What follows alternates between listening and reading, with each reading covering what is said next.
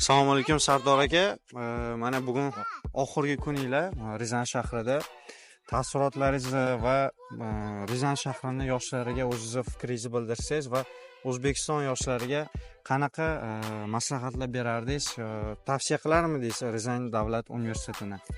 Shu bir taassurotlaringizni gapirib bersangiz. Alaykum assalom Bakar.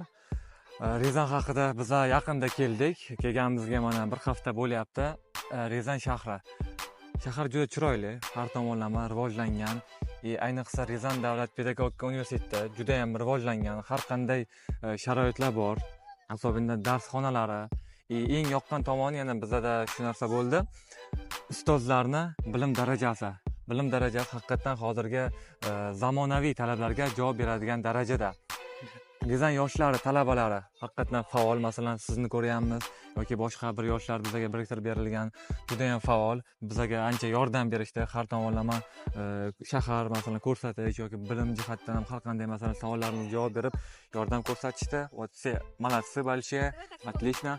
Endi o'zbekistonlik yoshlarga biz gapiradigan, murojaat qiladigan bo'lsak, обязательно albatta kelinglar.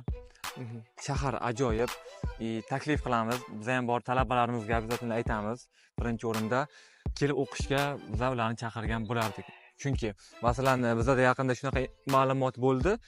100 ta grant o'rni ochiladi. Bu kam bo'lmagan raqamlar. 100 ta grant o'rni bu juda ham ajoyib. Da, albatta O'zbekiston yoshlari uchun bu juda ham katta imkoniyatlar. Shu qatorda hozir qo'shib ketmoqchi edim. Xudo xolasa mana shu iyun oyida o'rtalarida где-то Rizan davlat universitetida priyom boshlanadi. Mana shu barcha nafaqat O'zbekiston va boshqa hamyurtlarimiz, qo'shni davlat yoshlari uchun ham taklif qilgan bo'lardik. Ham shu qatorda birgalikda Shahrisabz shahrining abituriyentlariga, yoshlariga ham taklif qilardik. Albatta.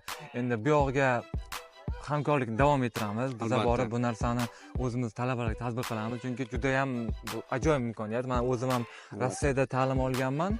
Bunaqa imkoniyatni ko'rmaganman. O'zim masalan to'lov asosida, kontrakt asosida o'qiganman. Bunaqa 100 talik grant berilishi bu juda ham ajoyib. Bu yoqda endi kelajakda hamkorlikni ushlab, birga qo'llab-quvvatlab, Shahrisabz davlat pedagogika institutiga tatbiq qilib, bu yoqqa hammasi xudo xolasa hamkorlikni yana ham rivojlantirib yo'lga qo'yamiz. Kattakon rahmat Sardor aka, ko'rishganimdan xursandman. Takliflar uchun sizlarga ham kattakon rahmat. Bizlar hammamiz xursandmiz.